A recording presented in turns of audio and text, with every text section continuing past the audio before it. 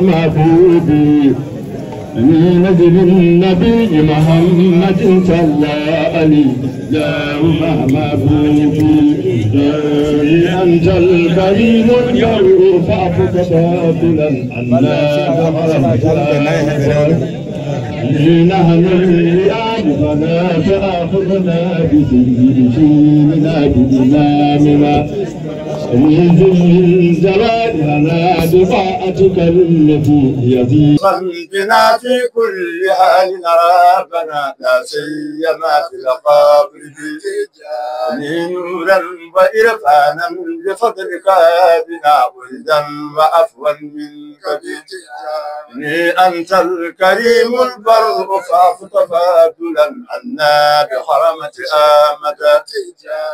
نحن اللئام فلا تؤاخذنا بسيء فيلنا لا رب إلا أنت يؤتى بابه فأجم من ستجداك به قد خاب من يرجو سواك وفات من وفى إليك مقادما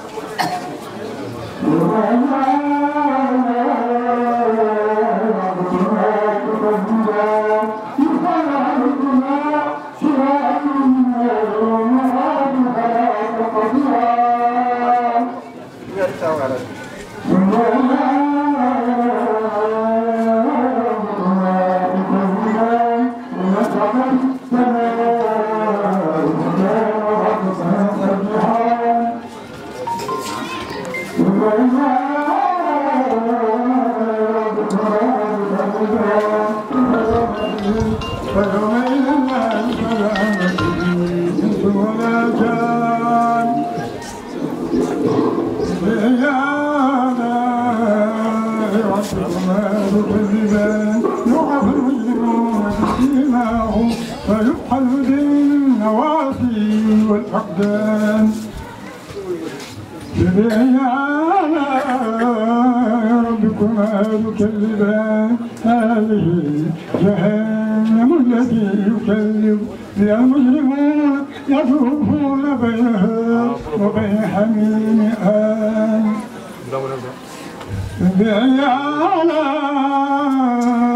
ربكما تكذبان ولمن خاف مقام ربه جنتان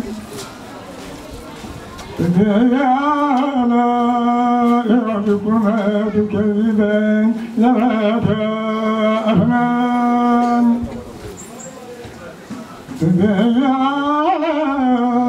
ربكما تكذبان فيهما عينان تجريان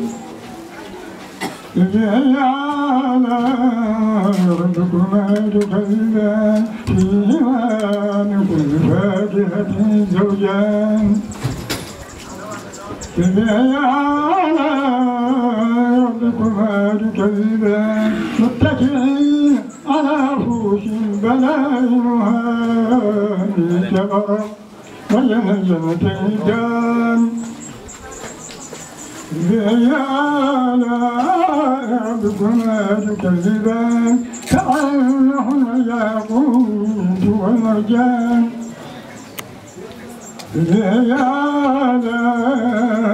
بكما تكذبان هل جزاء الإحسان إلا الإحسان فبأي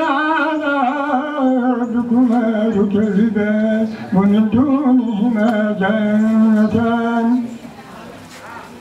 فبأي آلاء ربكما تكذبان مدهامتان فبأي آلاء ربكما تكذبان فيهما عينان نضاختان فبأي آلاء ربكما تكذبان فيهما فاكهة ونخل رمان فبأي آلاء ربكما تكذبان فيهن خيرات حسان فبأي آلاء ربكما تكذبان حور مقصورات في الخيام فبأي آلاء ربكما تكذبان لم يلمسهن إنس قبلهم ولا جان فبأي آلاء ربكما تكذبان متكئين على رفرف خضر وأبقري حسان فبأي آلاء ربكما تكذبان تبارك ربك ذي الجلال والإكرام صدق الله العظيم وبلغ رسول الكريم ونحن على ما قال ربنا وخالقنا ورازقنا ومولانا من الشاهدين يا رب العالمين يا رب وجاء فتقلت kono gila e jinnaɓe he ngari to jumto to wiyete jammel jum bam makko wiyete ko ceerno Hamedou e ceerno Demba Sinthiou koto jumɗoɓe koɗi leegal jammel ngal ko baabiraɓe makko cinci leegal ngal ɓe ummi noon to wiyete Gallu aɓe jogii gure mawɗe to wiyete Dowto khalifa gonnoɗo toon o de sankima wiyete ko Saydou Kellel ko baawal Qur'ana haɗo haɗate kanko oɗo e mawni ko biyeteɗo ceerno Ibrahim Hamedou ɓen o andi ɓe koɗo ceerno Mamadou so ɓe jottima ceerno Mamma wiyata ko ɓe jooɗotako ceerno Ibrahim kanko ma janga tan o wiya yimɓe fof deƴƴe malaikaji Allah ngari kanko noon kanko ceerno Ibrahim woni mawɗo kanko rewi hen kanko ceerno Ibrahim noon to banggue Qur'ana to kamɓe fof ndendi poti hen kamɓe fof kadi ɓe dañji hen gueɗe kanko oɗo de o wiyete ko ceerno Jammel o nelemen hamo yiɗi arde o yindira e men jiyen mbo o yiya en ganden de ko moƴƴo to gallutoɓe ummi ko moƴƴo no feewi ko gando no feewi laase yama e Qur'ana o ñaagimo noon joni so yettama almuɓe ɓe ndeeƴi hamo yi hadara o sukkita hen Qur'ana o wi mi jaɓanima ko ɗum woni ɗo ko ɗum adorateɗo ko ɗum wattintoɗo ko Allah e annabi tan e yidde noon gandonmo o ko yimɓe dental he o jeya kadi ko mawɗo o wona kurka ɗum noon seeremɓe ɓe e human binneɓe ɓe pop teskoɗembo enenne heɗen ñaagombo o tesko en enen pop hohoɓe men na ummi giya ngarina ɗo rawane hen hunde joni kadi Allah addiɓe e ko wona kamɓe tan bismillah on ceerno wi bismillah on allahumma salli ala rasulullahi ceerno Soadu so ari yo yotto kamɓe de goni sukaɓe makko kamɓe goni cuɗari makko soɓe ngani gay ala jot ala o wi o jasa ara yo jooɗoto yo jooɗoɗa ala ceerno Ablaye gay so ari ko halifa kanko joƴƴinimo ɗo caggal Allah ina laaɗo Allah o bonani hen so ari yo yotto so yino fuɗɗe ni ɗeɓnebde tan hoɓɓe ɓe kadi ngari law ha kacetima ha kaljiti o andi noon sukaɓe ɓe gandinimo hankadi de yo yotto e caali he o serani e namnadembo beela o ari walla o arani ceerno noon eliman wonno hakkille makko nan toon ruuhu makko nan toon hama andi ɓandu ndu saftani ina jogii ngantu mo neɗɗo waawi haalande yimɓe ina jogii ngantu mo neɗɗo waawa haalande yimɓe hama andi amo jogii ngantu kono hande kam o sippiri heen ha Allah addimo en beltorimo ɗum bismillah ceerno ceerno momiɗen o wi en ngari no gardannoɗen o wi ɓe ngari kadi e inde almami maɓɓe giya e inde chef de village maɓɓe giya e inde wuro ngo pop e ɗemgal wuro ngo pop e lomtade wuro ngo pop e arde e garangal wuro ngo fof o wi ko dendagal giyanaɓe neliɓe ɗo o wi kala mon jiyani ɗo giyanajo e zati mum anniye mum e duwawu mum ariɗo kadi ko ɗo tan ɓe goni kamɓe ceernajo o gondi jamma e ñalawma o wi soɓe nerani e ceerno o maɗo telfin ceerno o ɓe namno ceerno o mbarna selli mbar ceerno no hisi ceerno wiya ko mawɗum ha hande ko noon tan aɓe namnoma mbar haɗa selli mbar haɗa hisi o wi yoɓe leel hattadema yomin ɓooyi arde ɗo ɓe tawmaɗo ina wonde cellal e kisal e ndenka Allah e gaynaka annabi bi jaahi nabi sallallahu alaihi wa sallam bi hurmatil qur'anil azim wuro giya noon wonko ɓe tottunoɓe o wi soɓe ngari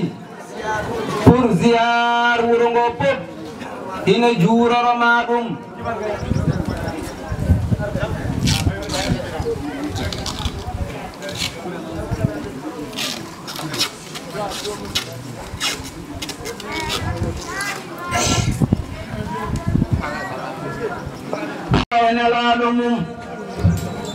en juule annabi sallallahu alaihi wa sallam o wi baqana allahu adala allahu ya Allah juutno ngurdam makko e jeese meɗen o ɓooya wallude l'islam o ɓooya ɓamtude l'islam o wi en calminimo en juurimamombo eɗen ñaagonomo juude balɗe wondude cellal o wi en calmini hadara tawaɓe ɗo ɓe pop o wi en calmini ceerno men ceerno jammel tawaɗo no janga qur'ana ɗo en calmini dental giyanaɓe arɓe ɗo ɓe e nder maɓɓe en mbaɗi ɗum calminali ɗi pop kamɓe giyanaɓe nonko ɗemgal maɓɓe wattindiɗo o wi en calmitimama e salminama ɗuɓi calmini ɗo ngo duwawu o kadi minen pop min mbiya amin o wi giya noon gila hanki ha hande giyamo ceerno Demba heewi koɓe nanata e ɗemgal ceerno giya sababude ceerno Mouhammad Sippa e ceerno Ahmadou ceerno Ahmad Jeeri ɓeedeɓe keewi koɓe nani e ɗemgal ceerno Demba gila ɗum ɗo waɗani ceerno Mouhammad Sippa kam yalla taw koɓe kala suuji kamɓe de ñangidi heewi koɓe nande ɗemgal ceerno ɗum noon hande wadde wona hande ha hande kadi oɗo saaha ɓesgu ceerno ina heewi hen ko woni toon e ɗin sababuji kadi ɓeydi sababu gonnoɗo ɗon o oɗo ceernaji ceerno Mouhtar o wona koɗo ɗo hande hamo wawi bismade ɗo giyanaɓe fodde gueɗal makko e galle he kamɓe giyanaɓe o wi min calmitimama on e ɗemgal ceerno o wi on bismama e nder ɓerɗe amen e nder ɓernde ceernajo o nokku o ko nokku mon mo jiɗɗon mo jiɗoɗon mo kormiɗon e tokorma ɗon so giya haalama ceerno Hamdou Rabbi haalama ɗum Allah waɗi ɗum kala gonɗo e galle ceerno Hamdou giyanajo tawimo ɗon dental giya tawimo ɗon oɗo hadarane ko hadara Madina gila ceerno Hamdou Rabbi ko hadara ceerno Hamdou Rabbi wadde hunde nde ko nde wotere ɓe ngari koye galle ceerno Hamdou rahmatullahi alayhi rahmatan wasi'atan bisimilla on o wi minen de hamin barkino on hamin ɓeydoro on hamin parnoro on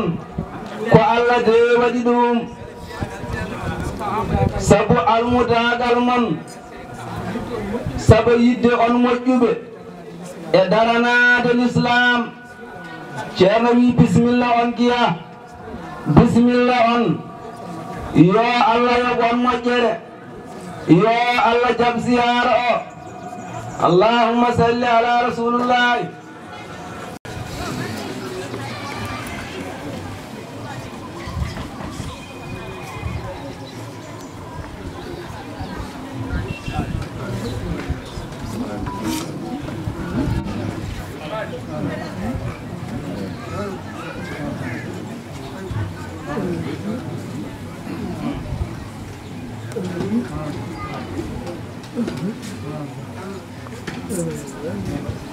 nayoɓe jippune maɓɓe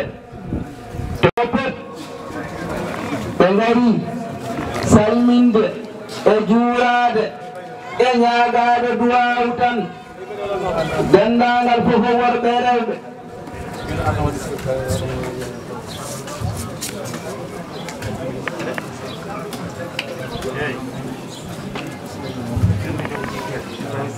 o wi kamɓe kam haɓe gandi ko onon goni yimɓe galle ɓe o wi dak noon no woodi koɗo ari tan wiye bisimilla kono ɗo kay ko galle mon ɗum no bisimilla mon e galle mon on mbaɗino mbaɗannoɗon on keewani ardede son gardaka son gardaki on keewani kam ardede on mankataka de ɗi ñalawmaji to tawno ñalawma o ko ñalawma mon hoɗon nangi kadi ko ñalawma mon hoɗon nangi ɗum ha tiiɗi neɗɗo no jeye hunde waasa jaggude ɗum ha yimɓe keftu ɗum onon noon ko jeyiɗon ko oɗon nangi ɗum ha tiiɗi nammude ko jeyi noon ko yidde hoore mum ko teddinde hoore mum neɗɗo so yiɗani hoore mum yiɗata bandum so teddinani hoore mum teddinta bandum onon noon oɗon jiɗi koye mon oɗon jiɗi ceerno Demba oɗon jiɗi ko takke ceerno Demba aɓe ceedi ɗum kadi haɓe gandi ɗum gandal yaqin ɗum noon yo Allah juutnu ɗum yo Allah jam ziyara jabana heddiɓe ɓe arɓe ɓeɓe garani ɓe anniyaji mumen dottima yo Allah jaban en wonno golle ko anniya tan anniya so anniyama peftinni gollal so gollama so aldaya anniya ina wawi yettade kono barkinani anniyaji mon ko moƴƴi yo Allah yettin yettinine yo Allah jaban en yo Allah barkinan en yo Allah ɓoynan en khalifa oy jeese men ɓoyen naftorade mbo ɓoyen timtade e makko ɓoyen jangude e makko kanko de ko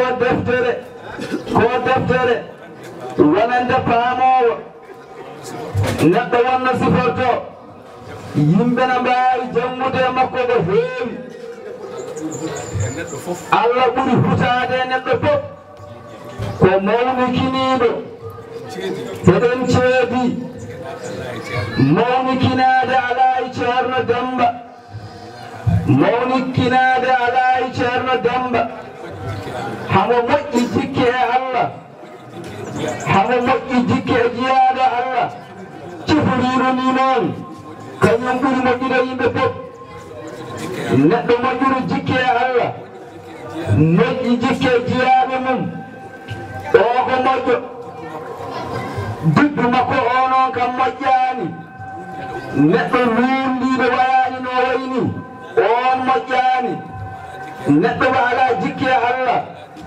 ala jikki e jiyaaɓe Allah kala biyaaɗo ko neɗɗo mbiya wona an a moƴƴaani ceerno Demba ko moƴƴo jikku ko jiiɗon ko fof ko Allah rokkimo ko fof rokkimo ha heewi kono waɗi mo fandinde ɗum ko jikku makko moƴƴo wondete ko jikku wona neɗɗo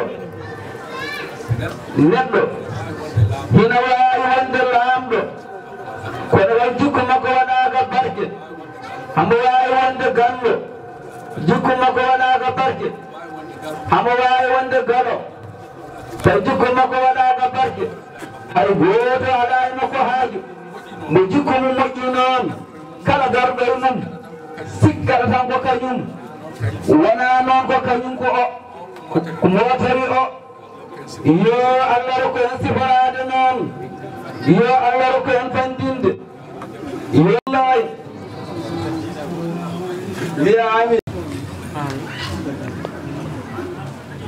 amin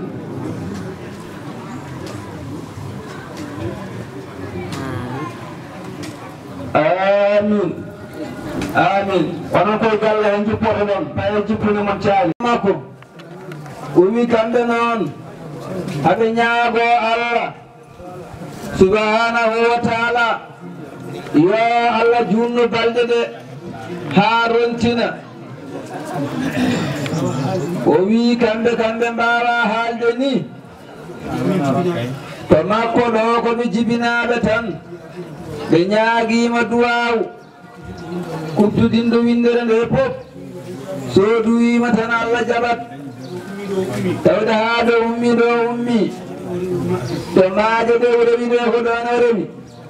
so duwima tan Allah jaɓat o wi ɓe ñaaguima duwaw ceerno o wi ko hammade hawade haaldanno e mon ko baaɗiko tan derete o wi ceerno ɓe ñaaguimama duwaw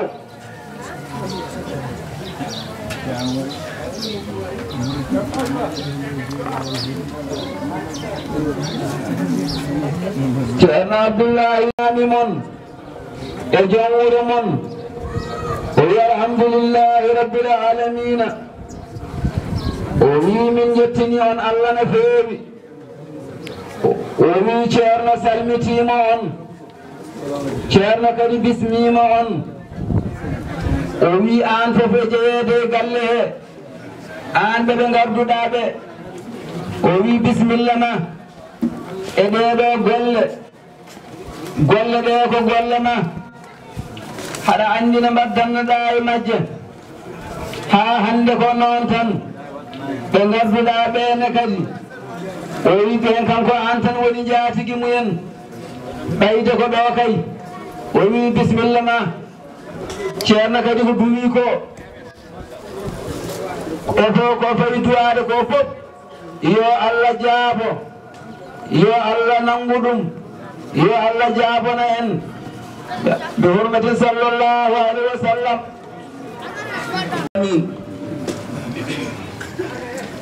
amin amin amin amin nawiru galle jippune mabɓe galle ɓawnugoto jeese men ɗo ɓooyen dartidade mbo ɓooyen ɓeydorade mbo ko ɓeydorgal moƴƴal jiyaɗo Allah oɗo haali ɗum ceerno ilnan hono wonde ceernajo o ko jankiniɗo so neɗɗo dañi weede noon o wi wonde haydara Allah heddanani ɗum wonno kala ko boni fuɗɗori koye mawnikinade gila to ummi to dow ko gonno toon ko ha heɓiɗo ko mawnikinade addata ɗum so tawi neɗɗo wiyama ko jankiniɗo fof timmi yo Allah rokku ceernajo o fandinde ɗum yo Allah rokkumo fandinde ɗum o wi oɗo jihaɗo Allah janguɗo ɗo Qur'an no ceerno Jammel o wi ceerno min beltima o wi kadi wonani en waajiya saabu mawɗo tolniɗo ɗo so jangi ko no wayi ɗiggude ni no wayi welde ni woni waajiyo e yimɓe ɗiɗo sagata gorko jiɗɗo jangde so yii o ko jangiɗo ko wacco hoore mum cukalel toksel so jangoyi Qur'ana hono no jangiri ni ina wacco sagata gorko hirde cukalel ngel ko waɗi ko kañumne hira perdo hoore mum mbetana wayano wayni jangano jangiri ni wawano wawiri ni Qur'ana wona selli hina weli hina ngardi hina yurmini ɓerɗe fof kecciɗi sabu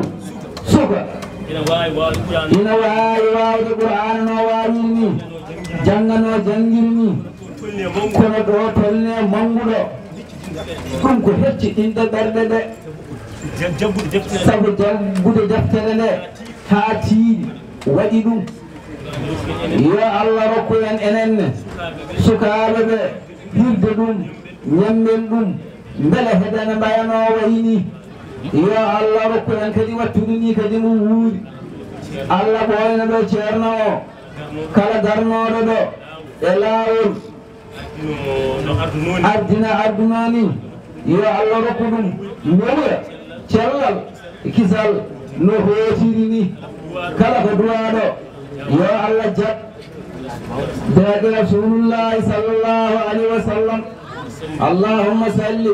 ala rasulillah yana jaram o wi a tindini a siftini siftinde nana ko julɓe ɗum woni ko kalɗa ko gandal kalɗa kadi ko kumpitiɗa so neɗɗo haali ko andi kadi ko humpiti rewat laawol kadi haala ka rewi laawol o wi ɗum ɗo de so waajaaki neɗɗo alaa ko waajato ɗum tan ɗaccire ɗen qur'ana deftere Allah nde sunna nelaaɗo Allah ko ɗum tan nelaaɗo acciri en o ɗacciraani en goɗɗum alaa ko addunonen alaa ko ardoto e aduna he so wonaa gandal tan o wi annal elma wal imamu ɗum tan ardoto wonaa ɗum fof ko meere ɗum noon yo Allah wallu en o wi ɓeeɗo jeyaaɓe Allah yo Allah hedduɓe aduna he ɓe ɓooya naftude juulɓe madama haɓe nguuri janngooɓe qur'ana ɓe madama ɓe nguuri qur'ana hina jannge eɗen nganndi aduna o hina heddi kadi eɗen jogii garante ɗonde qur'ana ummaake dow leydi he aduna gasaani de ɗum noon qur'ana wonaa caahan qur'ana wonaa caahan juulɓe hina foti janngude qur'ana hina foti jannginde qur'ana hina foti yidde qur'ana hina foti rokkude qur'ana haqqe mum kala ganndo hina foti teddineede ganndo alaa ko haali mbo Allah resdi deftere qur'ana on deena haani teddineede kala teddinɗo mbo ko nelaaɗo Allah tan o teddini teddinde nelaaɗo ko on kay ko Allah tan yiɗi ko Allah tan ɗofti Allah wii ko jiɗɗo rewde ɗum fof yo rew nelaaɗo Allah nelaaɗo tan haalee ɗemngal mum kala teddinɗo jom qur'ana teddini ko kañum ekkatema jodde mum to lahara joddiɗo nelaaɗo Allah on kay yettima Allah on kay dañi garante ɗum noon tinna ɗe qur'ana siftinoɓe ɓe kalanta yimɓe ɓe tan ko nafata ɓe caggal nelaaɗo Allah ala lomtiɗo ɗum ala lomtiɗo ɗum sona anduɓe ɓe gando noon to woni fof yo yettin so yi komo siftina yo siftin so yi ko foti haalde yo haal Allah nulaanimo de Allah nelaani muumu neɗɗo wiyama kañum lomti nelaaɗo Allah mbiya ko yo haal so yi ko moƴƴi yo haal nafta yimɓe so yi ko boni yo jeertin nafta yimɓe ɓe ɗum annduɓe jamira ɗum waɗi noon woodi ko yalti seeɗa tan woodat ko jole maɓɓe ɗum haalnata ɓe wona hujja maɓɓe kadi ko hujja maɓɓe soɓe kaalaani hujja o ummaake dow maɓɓe nelaaɗo yuko yo yettinani hay soko konngol gootol balligani anni walaw bi kalimatin hay soko konngol gootol jottinane kam ko yamirore o rutti o wi man kataba elman ajjamahu llahu lijamin min annas so neɗɗo andi gandal ngal na waawi walla hangal waawi jeertin a suuɗi ɗum e nder ma wonde darga laɓangal jeyngol waɗe hunduko ma an gando o ɗum nooko haɗata en haalde alay sago de kaalen ko kaalaten ko wana yidde haalde wana wawde haalde ala ko ittude hujjamo Allah fawe dow neɗɗo haali nanɗo naftori o alhamdulillahi mo nanani o walla mo yiɗa o affaire muɗum de tawde wawa haal wela yimɓe fof walla yimɓe fof nana walla yimɓe fof jaɓa wawa gasde de kono noon nde haala fof ma won nanɗo ɗum naftoro kadi naftorto tan ko nanowo o noddago erama ma won biɗonamo ma won mbi tawi noon jeeya summal munadi yunadi musmi alfahimi eratonde yimɓe poode notima kono nanoɓe famoɓe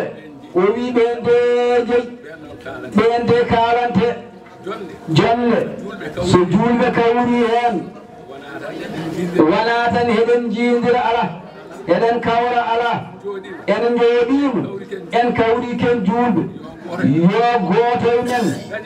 daña jonde he kono nafta ɗumen janggo ɗum woni ɓeydare koye ziyad garden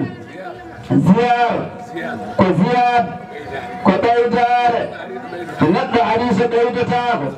ala ko waɗata ɗon enen fof ko Allah addi en to jikke gadduɗo en o en keɓatno sorataɗo sa jikki ko ɓeni neɗɗo sa jikki ko moƴƴi e moƴƴere ine nokku a tawat ɗon ala ɗon a tawat ɗon so neɗɗo no wonno Allah ɓeydatno yaama keɓa jikki ma o so ala ɗon an kama heɓi jikki ma o kam ɗum noon yo Allah timmin jikkeji men yo Allah yettin fanare men ko garanɗen ko e jiyarallo yo Allah nawnan en koye jonde gonɗen so haala ari tan alay sago ɗum yalta kono en jiɗa junnade allahumma salli ala rasulillah يلبيف لا بجاني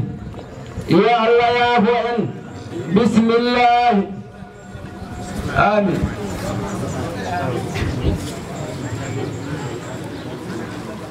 آمين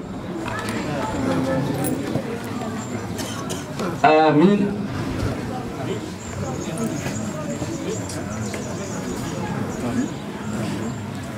آمين نريد جب المد هو الوجائي والنهج المسهل هو المطلوب لا يتبهل سبيل سبل الهداية مهل عبيد الإسلام والموهل سجير لكم جبه ألا إنه ذل ولا ونال لكل البرايا لا علم يهل وسر العادي فليس وهل أجيب خبير بدال يجهل حبيب لأسر المنفوس صلى الله عليه وسلم. السلام عليكم. محبوبي من نجم النبي محمد صلى عليه اللهم محبوبي أنت الكريم البر فاعفك باطلا نحن الرياض فلا تأخذنا بسيد شيمنا بإمامنا من ذل الزوال لنا بطاعتك التي يزيد بنا في كل حال ربنا لا سيما في القبر نورا وإرفانا بفضلك بنا ولدا وعفوا منك أنت الكريم البر فاعف تفاضلا عنا بحرمة آمد نحن اللئام فلا تؤاخذنا بسيء فيلنا لا رب إلا أنت يؤتى بابه فاجم من ستجداك به قد خاب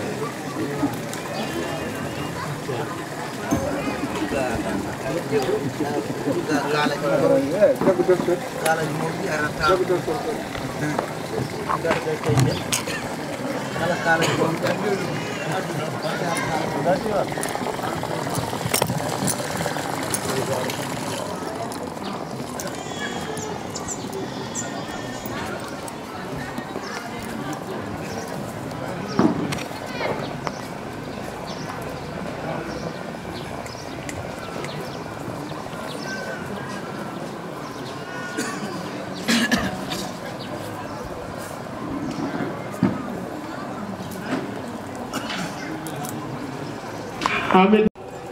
nden keɓata mbugo goto e moƴƴuɓe men noon o meeɗan ɗo arde Allah addimo ɗo hande eɗen teddiniramo hoore deftere nde e ceerno Jammel to Jum eɗen teddiniramo hoore deftere nde tawi hakkannoɓe heɓannoɓe keeɓi yo deftere nde uddit tan arɗo fof jokko hen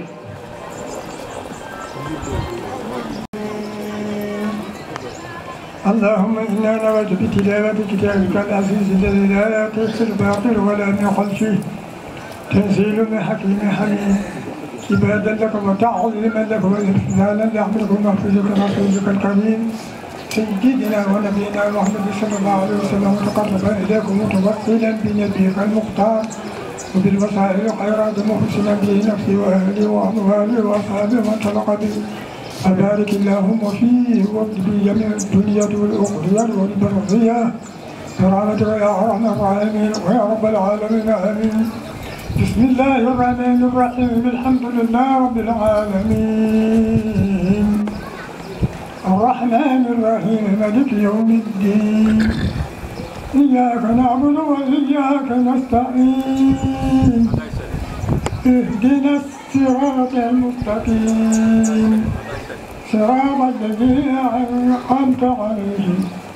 غير المغضوب عليهم ولا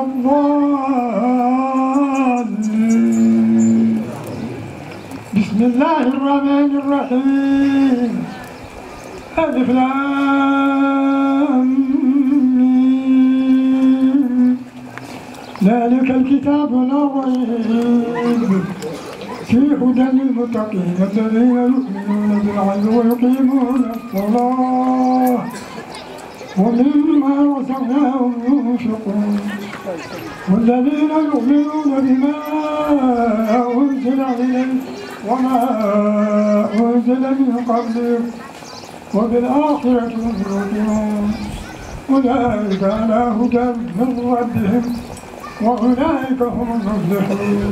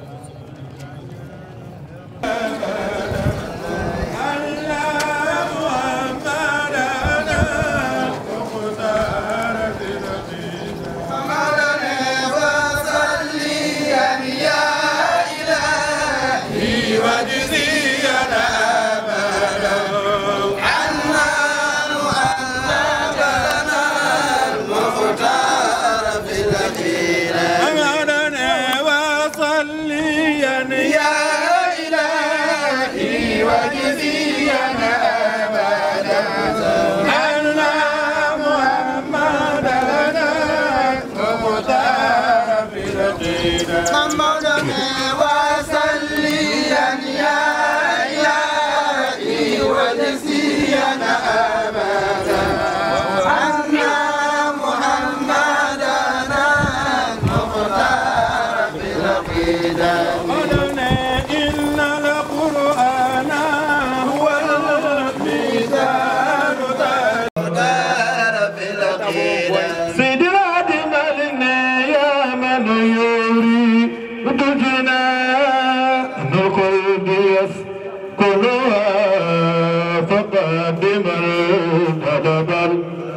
مفتاية ختانا مصطفى وسليا يا إلهي وجزيا أبدا أن محمدنا مختار في القدم ويقال الله الغنغنغل ko biyeteɗo gaño gaño maaro to jagali ngal ne reftinta ɗum ko ceerno Abdoullahi Diop on kay ko ɓi gaño no mbiɗen ni walla Demba Aminata koreji mum gari gummima jagali on woni ceerno Abdoullahi reftinto on ko Mamadou Demba jangin ɗum Mamadou Demba encore jangin ɗum oyi moɓi Samuel o on jangini ko ceerno Khalil Demba goɗɗo o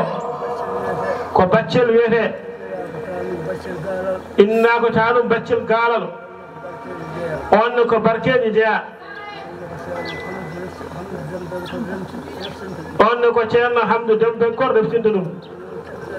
ɗum fof keɗoɗen maloɗen sen nani muflihuna ko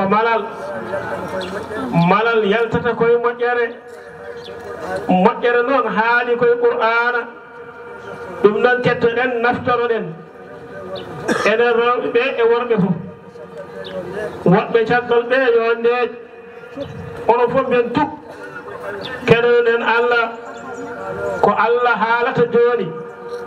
ko enen goni nantinoɓe bismillahi ceerno Alpha أعوذ بالله من الشيطان الرجيم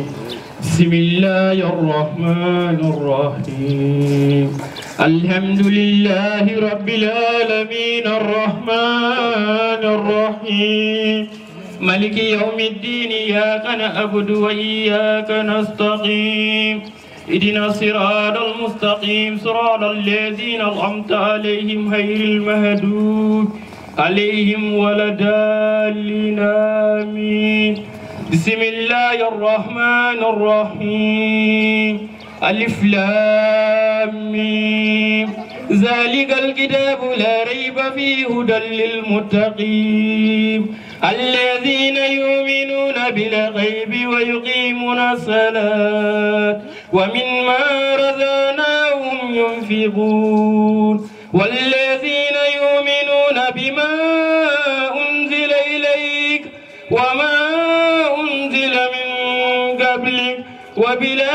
وبالآخرة هم يوقنون أولئك على هدى من ربهم وأولئك هم المفلحون صدق الله العظيم.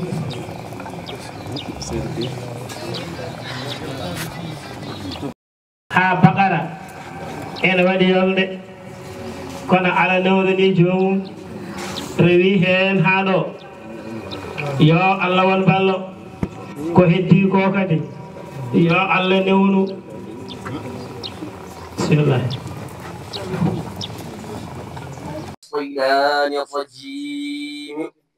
بسم الله الرحمن الرحيم الحمد لله رب العالمين الرحمن الرحيم مالك يوم الدين إياك نعبد وإياك نستعين اهدنا الصراط المستقيم صراط الذين أنعمت عليهم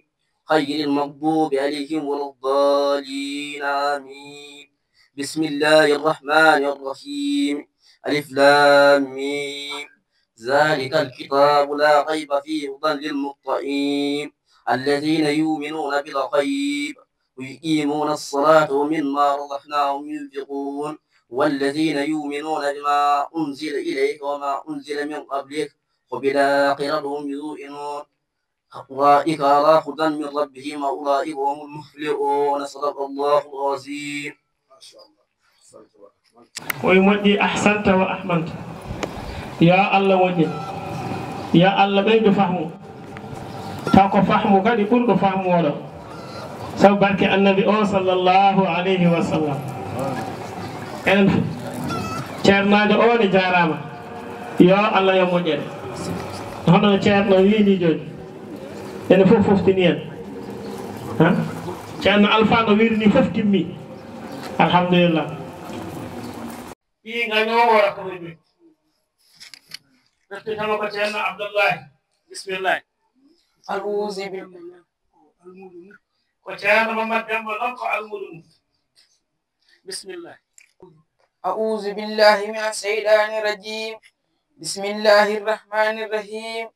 الحمد لله رب العالمين الرحمن الرحيم مالك يوم الدين إياك نعبد وإياك نستعين اهدنا الصراط نستقيم اهدنا الصراط المستقيم صراط المستقيم صراط الذين أنعمت عليهم غير المغضوب عليهم ولا الضالين آمين. بسم الله الرحمن الرحيم ألف لام ميم ذلك الكتاب لا ريب فيه هدى للمتقين الذين يؤمنون بالغيب ويقيمون الصلاة ومما رزقناهم ينفقون والذين يؤمنون بما أنزل إليك وما أنزل من قبلك وبالآخرة هم يوقنون أولئك على هدى من ربهم وأولئك هم المفلحون. صدق الله العظيم. جارama yo Allah jam o wi jarana Allah min al muflihin ya Allah wan ene malaɓe taw mal kiso kadi ala caggal mum ceerno wi a tinnima ceerno ma kadi tinnima yo Allah ɓeydo fahmu o wi qur'ana ne teddi qur'ana ne teddi kettude o wi ceerno men ceerno Zakariya ñaan o wi qur'ana ne teddi o wi gooto so jofnino o wi ɗum ngara subaka deftoɗa hade kikiɗe arde hade yimɓeɓe arde nde wonno nder yimɓe ene teddi qur'ana ene teddi yo jomum ardina law refto taw so yimɓeɓe ngari mbele ene jogo cuusal mbele haqqille mum ene arta kono dental fongal ni jangude e nder heen qur'anul karim o wi ko tinnare mawdete Allah jarama on jarama yo Allah ɓeydu fahmu yo Allah hebbin hoɗomon en jangoɓe e janginoɓe yo Allah rokku hen barke alqur'ana barakatul qur'ana to haali ala ɓenni ɗon jangowo alqur'ana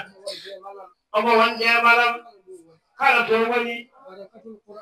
oyi barakatul qur'ani tahmi qari'an mimma bihi albala'u yakunu qari'an barke qur'ana ene reena janngowo ɗum kala ɗo woni kala ɗo wawi wonirde musibbaji jettotako mo janngowo alqur'ana tan dañi waalde boowal itaade ha dartogo wuudi ala ko waɗi ɗum ala ko heɓi ɗum ɗum ko barke qur'ana tan dañira yo Allah rokku hen barke qur'ana yo Allah ɓeydo fahmu yo Allah ɓeydo fahmu jarama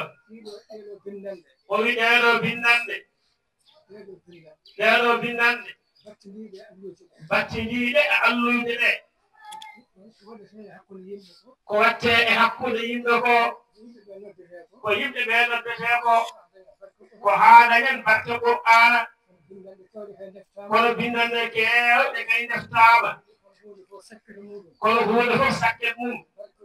barke o woni koye wattande ɗe yo Allah hokku hen barke qur'ana o allahumma salli ala sayyidina muhammadin wa sallim ɗum ñande baande e hande nde timmine Allah kam eɗen gandi e malaikaji mum nana ceedi hay goto hande haalaka ɗo deftere ndene timma ko Allah tan yo Allah hebbinani hono ɗum oyi kamɓe ɗo maɓɓe eɓe jeeɓi naatoɓe jangde e jofnoɓe nde wonno jangɗeri nde goodi goɗɗe eɓe keewe ɗum haaju kono ɓe gandi kay naatowo jangde timminowo deftere ene ñifa tikkere Allah eɓe gandi ɓurɓe ɓe fof kadi ene gandiri noon ala majjude ɗum ɗo kon ƴew jeebiɗen ɗum ɓeɗo tato jofniɗo mbaɗe bayruɗen nannude oyi ouverture école ari ha hande oɗo no wini bindande kay keewi nabi sallallahu alayhi wa sallam no ceerno o waɗi ko ni tiɗo waɗanno ñande timmingol qur'an sa jangi so yontere so balɗe sappo so lewru ñande aɗa timmina qur'an fof wuro ngo fof noddeteno tawtore duwa o wanno noon kono mbaɗɗen ni no ceerno o wini beele barke ona heɓo yo Allah rokku en barke qur'ana ayni ko ɗum ɗo ñifata tikkere Allah ñande baande e hande nde timminde Allah kam eɗen gandi e malaikaji mum nana ceedi hay goto hande haalaka ɗo deftere nde ne timma Allah tan ene laaɗo Allah wona kaari wona ɓi kaari wona ziyara kaari ala ko deftere Allah ɗum waɗi barke o mawnude ko Allah tan yo Allah hebbinan en ɗum minen nde to amen emin jeebi naatoɓe jangde e jofnoɓe nde wonno jangɗeli no goodi goɗɗi emin keewe ɗum haaji kono emin gandi kay naatowo jangde timminowo deftere ene ñifa tikkere Allah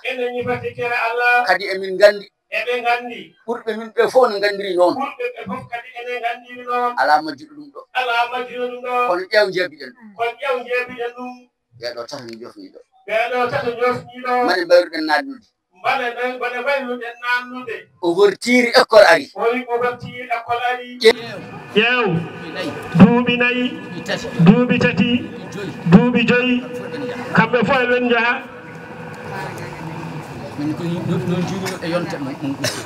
o wi ko noon o yiiri kanko e yonte mo hawri o beele ɗum ne ñifa tikkere Allah beele ɗum beele ñande henen jangte hono ɗum ngare mbasen yeebade koye men janginen alqur'ana woni aduna kañum woni laakara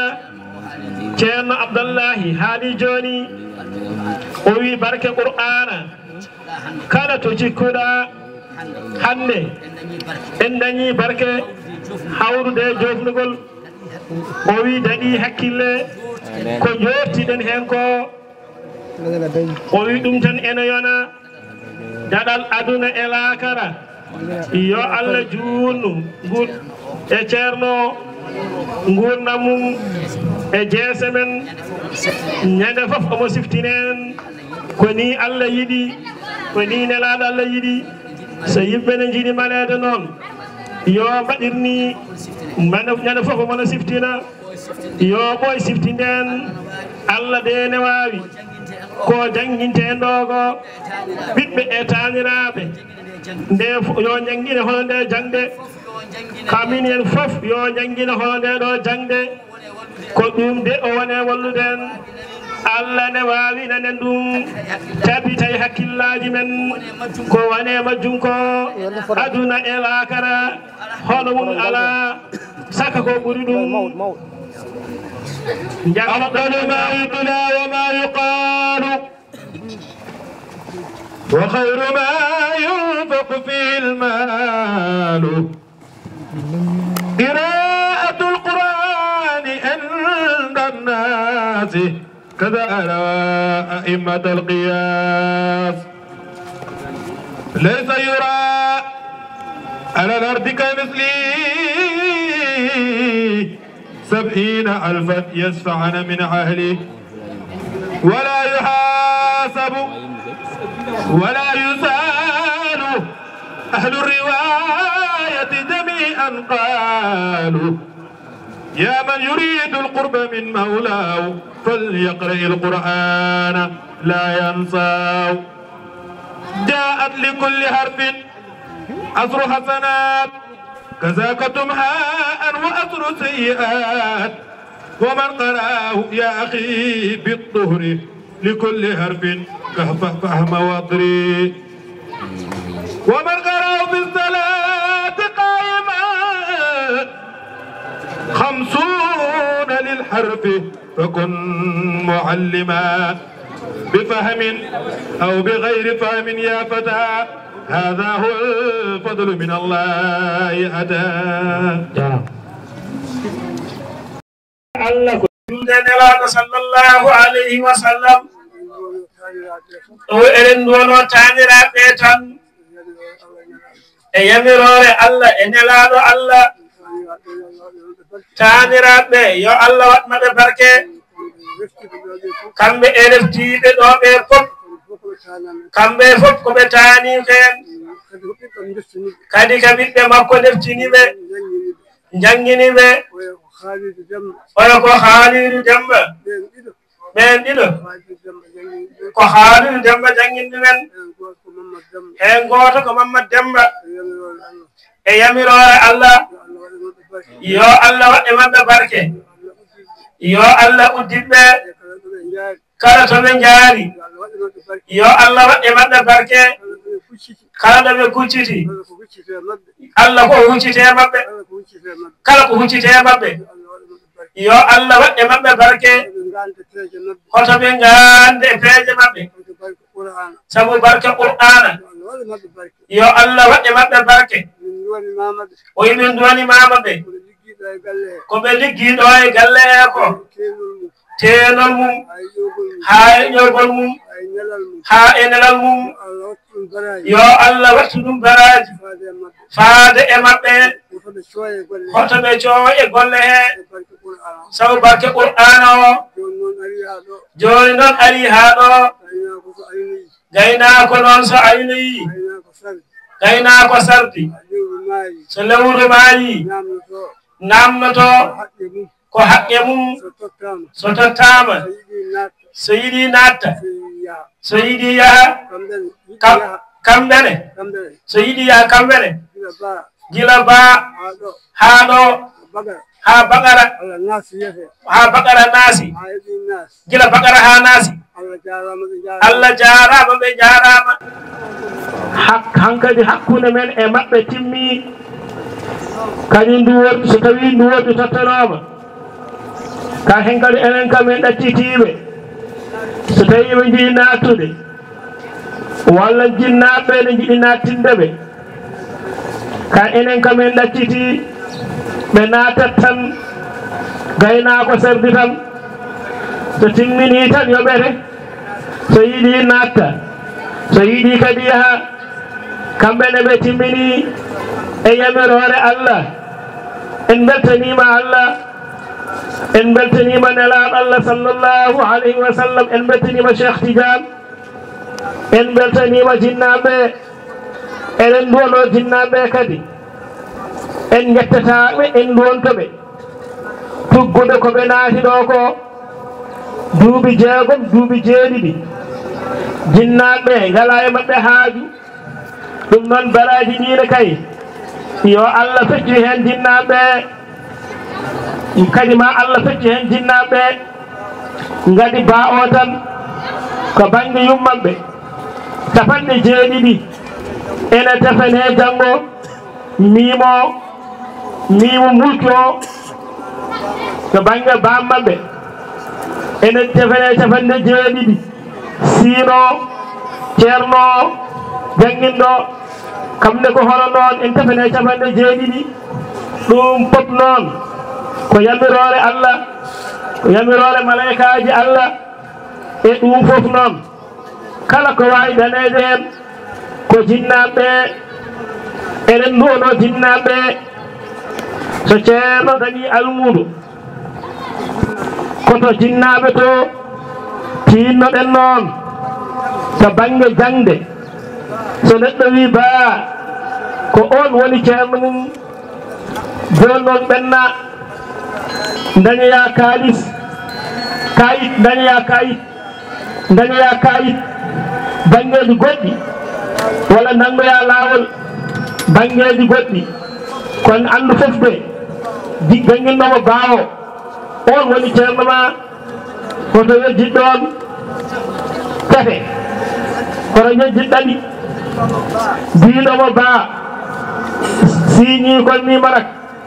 alif lam ha saqiru on de ko ceerno ma on noon to defte mbi man allamaka harfaka fa huwa mawlaka ala ko musidɗo ma ceerno ma ko jangguinɗoma baatan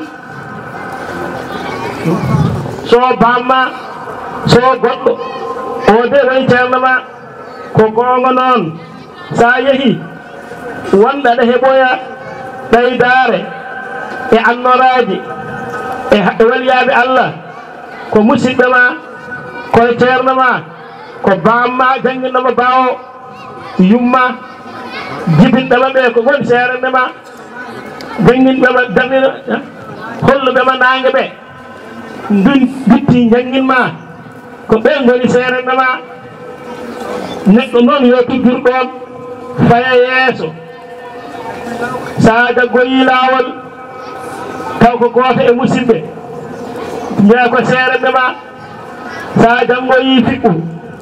wal gila lahdari ha wuldugun ɓenne ko seerende ma walla waɗi tarabi e neɗɗo hollima Allah o hollima pop ko ceerno ma de kono haqiqo o ko binnandema bawo ha gandura ɗum allahumma salli ala rasulillah joni eɗen duwo sarif noon ene jantal he teddinira ɗum duwaw deftere nde so tawi hirani halifaɓe jokka so hiiri dokken rewde Allah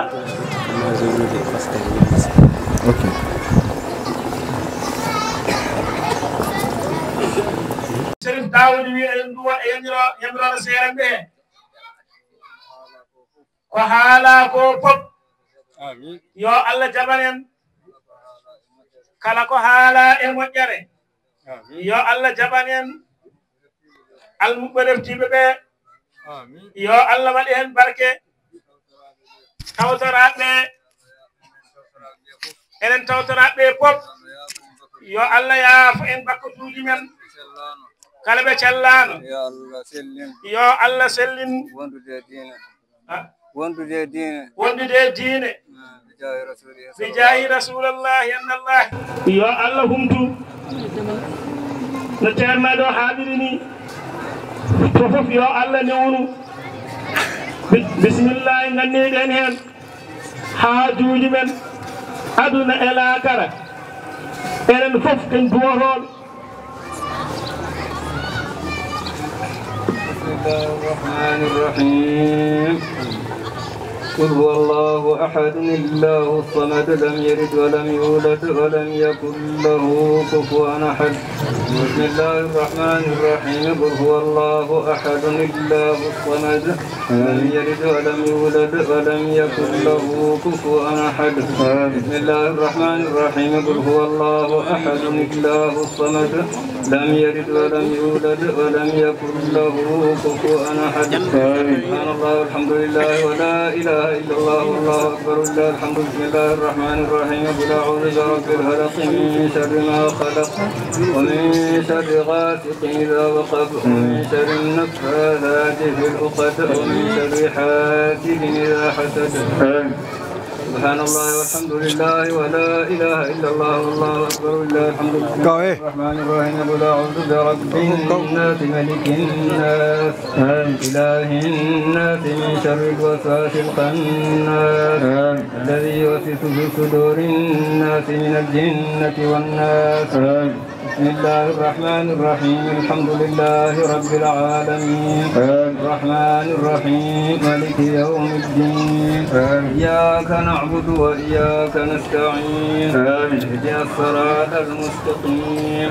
صراط الذين أنعمت عليهم غير المغضوب عليهم ولا الضالين بسم الله الرحمن الرحيم ألف لام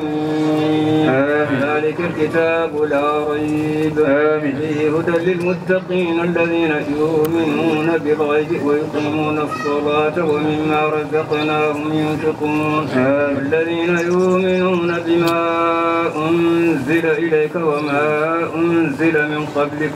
وبالآخرة هم يوقنون أولئك على هدى من ربهم وأولئك هم المفلحون صدق الله مولانا العظيم وبلغ رسوله الكريم ونحن على ما قال ربنا وخالقنا ورازقنا ومولانا من الشاهدين اللهم ربنا تقبل منا ختم القرآن وتجاوز عنا ما كان في تلاوته من السهو والنسيان وتحريز كلمة عن موضعها وتغيير حرف أو تقديم أو تأخير أو زيادة تأويل على غير ما أنزلته أو ريب أو شك أو تعجيل عند تلاوته أو كسل أو سرعة أو زيغ اللسان أو خوف بغير وقف أو إضغام بغير مضغم أو إظهار بغير بيان أو مد أو تشديد أو همزات أو جذب أو إعراب بغير مكان اكتبه منا على التمام والكمال والمهذب من كل الألحان اغفر لنا يا ربنا يا سيدنا لا تؤاخذنا يا مولانا وارزقنا فضل من قرأه مؤديا حقه مع الأعضاء والقلب واللسان وهب لنا به الخير والسعادة والبشارة والأمان لا تختم لنا بالشر والشقاوة والضلالة والطغيان ونبهنا قبل المنايا النوم الغفلة والكسلان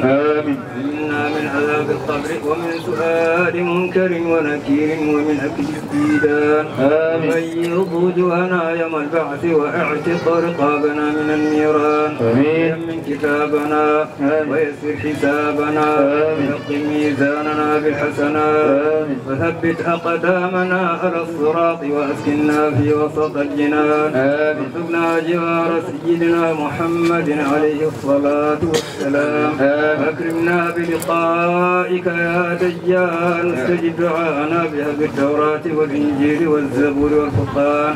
أعطنا جميع ما سألناك به في السر والإعلان وزدنا من فضلك الواسع بجودك وكرمك يا رحيم يا رحمن اللهم صل على سيدنا محمد صاحب الشريعة والبرهان برحمتك يا أرحم الراحمين. اللهم انفعنا وارفعنا بالقرآن العظيم وبارك لنا بالآيات والذكر الحكيم. تقبل منا إنك أنت السميع العليم وتب علينا إنك أنت التواب الرحيم. اللهم زينا بزينة القرآن وأكرمنا بكرامة القرآن والبسنا بقراءة القرآن وعافنا من كل بلاء الدنيا وعذاب الآخرة بحرمة القرآن وادخلنا الجنة مع القرآن. وارحم جميع أمة سيدنا محمد صلى الله عليه وسلم بحق القرآن. اللهم اجعل القرآن لنا في الدنيا قرينا وفي القبر مونسا وفي القيامة شفيعا وفي الصراط نورا وفي الجنة رفيقا وبيننا وبين النار سترا وحجابا وبيننا وبين النار سترا وحجابا وإلى الخيرات كلها دليلا وإماما بفضلك وجودك وكرمك يا أكرم الأكرمين. اللهم اهدنا بهداية القرآن وعافنا بعناية القرآن ونجنا من النيران بكرامة القرآن وأدخلنا الجنة بشفاعة القرآن ورفع درجاتنا بفضيلة القرآن وكفر عنا سيئاتنا بتلاوة القرآن يا ذا الفضل والإحسان. اللهم ارزقنا بكل حرف من القرآن حلاوة بكل كلمة كرامة بكل آية سعادة بكل سورة سلامة وبكل جزء جزاء وبكل حزب حسنة وبكل نفس نعمة وبكل رفعه بكل ثناء. اللهم ارزقنا بالألجوبة وبالآل بركة وبالشارع ثبة وبالشارع ثبة وبالجيم جمالا وبالعاء حكمة وبالخاء شدانا وبالدار ذنوبا وبالذلك وبالراء رحمة وبالزاء حسبا وبالسين سناء وبالشين شفاء وبالصاد صدقا وبالضاد ضياء وبالطاء طهارا وبالعين عما وبالغين زناء وبالحاء فلاحا وبالطاء قربة وبالكاف هداية وباللام لطفا وبالمين والغراه وبالنون نورا وبالهاء هداية وباللام لقاء وبالياء يسرا.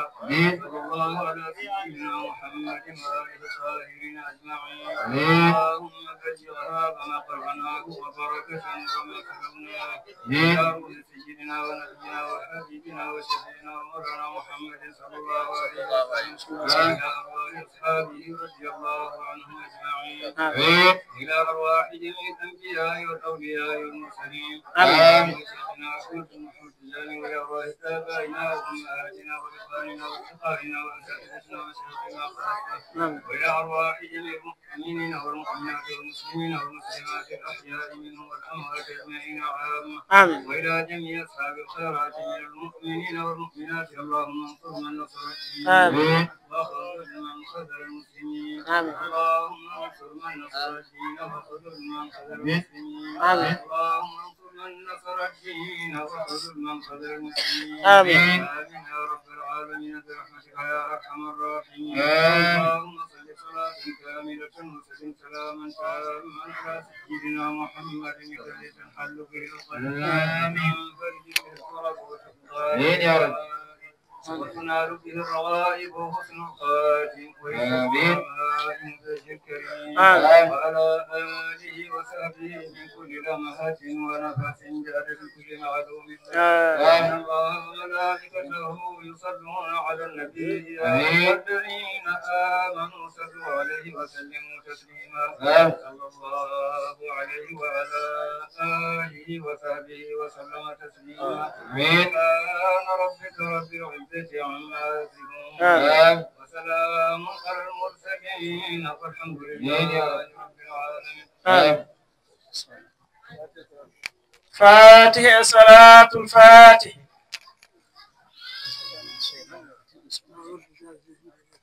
آمين آمين يا رب العالمين. آمين آمين آمين آمين آمين آمين. إنا ترفعنا إلى الرحمن من أهل شيخنا إنا توسلنا إلى الرحمن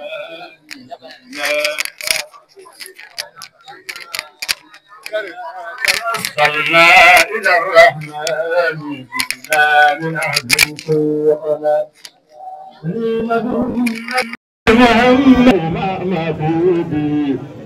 من أجل النبي محمد صلى عليه اللهم معبودي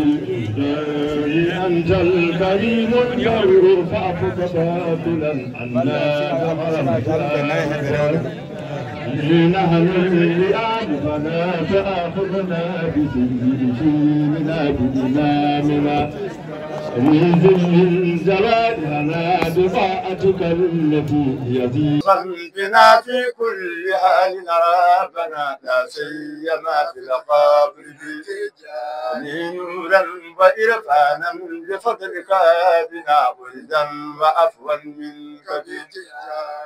أنت الكريم البر فاعف تفاضلا عنا بحرمة آمة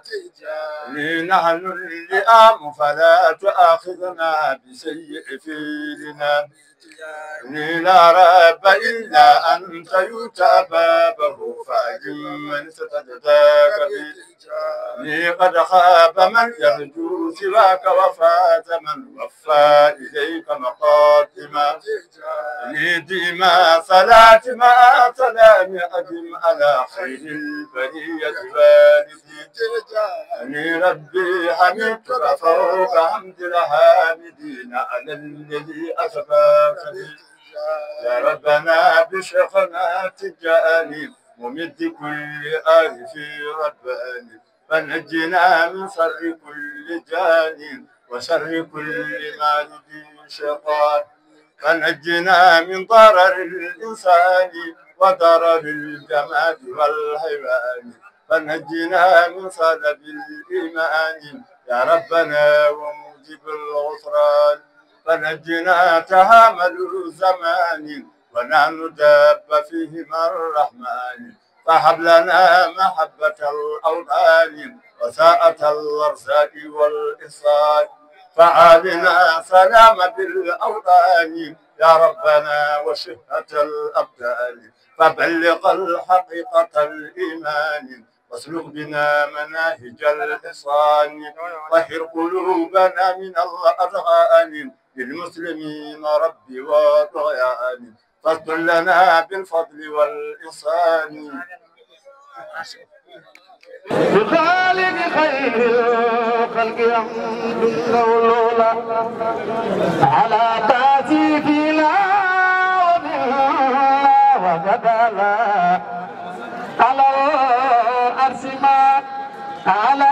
أولى ساكن العلا أقول بعد الله بالمجد والعلا حبيب به بلا هو يبلغ صلاة وتسليم علي على موبل ورى الخنزير كان لزالا على إنه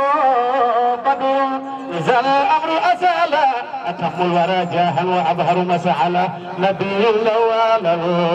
جنان مبوه كلا كل باغ كان في الأرض قد علا وهاجر للمولى فسار بلالا ودابة دار الحج قدر بلالا أجل الورى قدرا وعدل مسعلا نبي اللوال جنان مبوه حياتي وجاي ذكر وجه آمدي وكرتي وربهي ذكر فضل محمد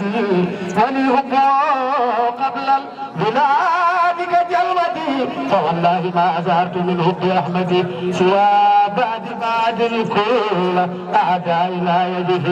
بزولة خير الخلق نلت محمدي بالالتواء في الأمر لا بتأهلي بنصرة ما قد صلى دام تنقلي سوف به عمري وجاهلي عنني حياة بلا روض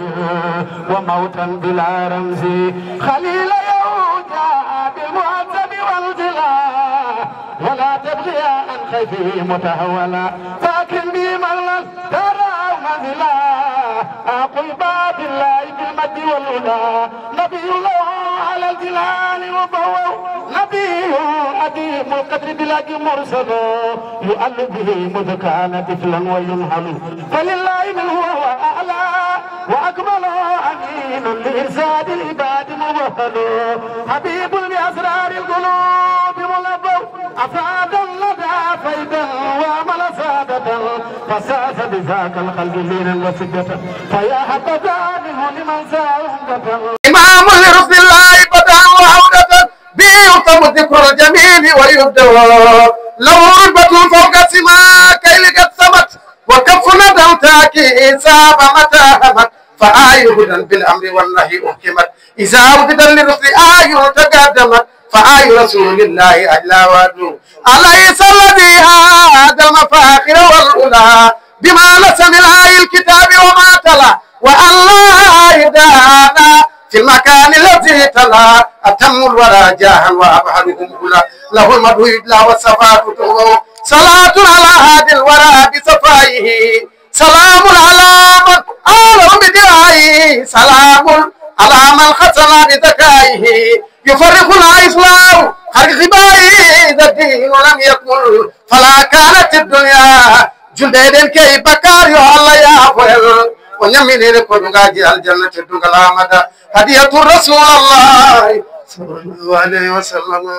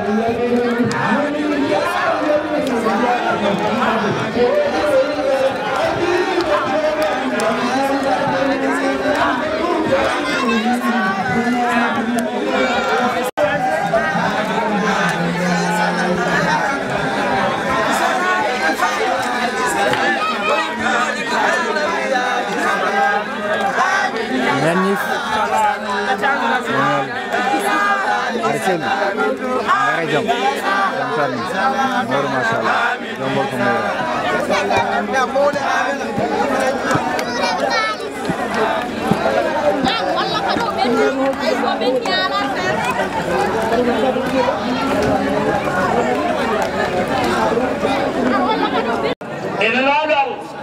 e settijani kamɓe de gandi koɓe ñiɗi Allah de andi ko moƴƴi e maɓɓe yo Allah waɗanen waɗanaɓe waɗana juulɗo kala mi weltima koy gila rawane oɗon ngara gila rawane oɗon ngara ɗo joni mi wino ne garmine haɗe takkusani yonde min jindira seeɗa min jewta seeɗa so takkusani woni hay hunde so murta ngati ko jangeteɗo Qur'ana so serta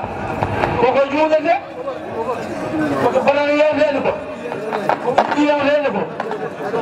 ɗo kono mi tuuyima koy mi toonima on no feewi bisimilla mon noon yo Allah nawgata mere yeeso yo Allah nawgata mere yeeso yo Allah rokku on nanodirde yo Allah rokku on jokkodirde kono ndendini hewde famɗude yo Allah waɗen barke